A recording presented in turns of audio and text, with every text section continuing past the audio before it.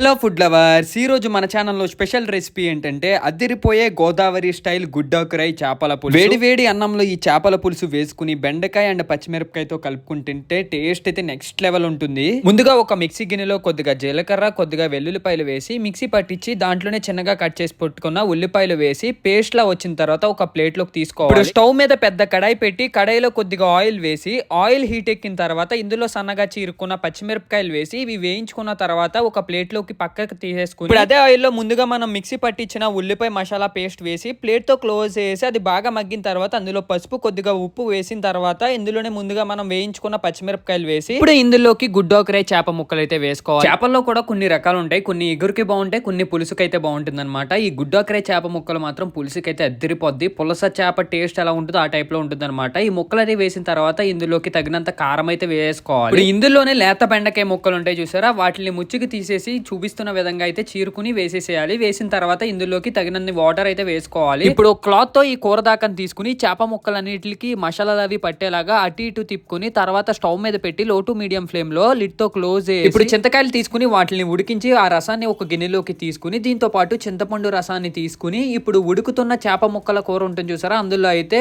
చింతపండు రసము అండ్ ఈ చింతకాయలు ఉడికించిన రసం ఉంటుంది చూసారా, అదంతా వేసి చేప ముక్కలు ఈ ఫ్లేవర్ బాగా పట్టడానికి చూపిస్తున్న విధంగా దాకనైతే అటు ఇటు తిప్పుకుని తర్వాత ఇందులోకి తగినంత సాల్ట్ వేసుకోవాలి. మనం గరిటతో తిప్పుకుంటే చేప ముక్కలు అయితే విరిగిపోతాయి అనమాట. అందుకే మనం దాకనైతే అటు ఇటు తిప్పుతున్నాము. తర్వాత లిడ్ తో క్లోజ్ చేసి కాసేపటి తర్వాత ఓపెన్ చేసి ఇందులోకి తగినంత కరివేపాకు అయితే వేసుకోవాలి ఫ్లేవర్ కి. తర్వాత మళ్ళా లిడ్ తో క్లోజ్ చేసి మళ్ళా ఓపెన్ చేసి ఇందులోకి అయితే కొద్దిగా కొత్తిమీర వేసుకోవాలి. కొత్తిమీర అయితే మంచి ఫ్లేవర్ ఇస్తుంది అనమాట. ఇలా ఉడుకుతున్న కూర పైన మళ్ళా లిడ్ తో క్లోజ్ చేసి చేప ముక్కలు బాగా ఉడికిన తర్వాత లిడ్ ఓపెన్ చేస్తే వేడి వేడి గోదావరి స్టైల్ చేపల పులుసు అయితే రెడీ అయిపోతుంది. వేడి వేడి అన్నంలో ఈ చేపల పులుసులో బెండకాయ ముక్క కలుపుకుని తింటే టేస్ట్ అయితే నెక్స్ట్ లెవెల్ ఉంటుంది. మీలో ఎంతమందికి చేపల పులుసు అంటే ఇష్టమో కామెంట్ చేయండి. వీడియో నచ్చితే ఖచ్చితంగా లైక్ చేసి షేర్ చేసి సబ్స్క్రైబ్ చేయండి. ఇంకా నెక్స్ట్ వీడియోలో మళ్ళీ కలుద్దాం. బాయ్.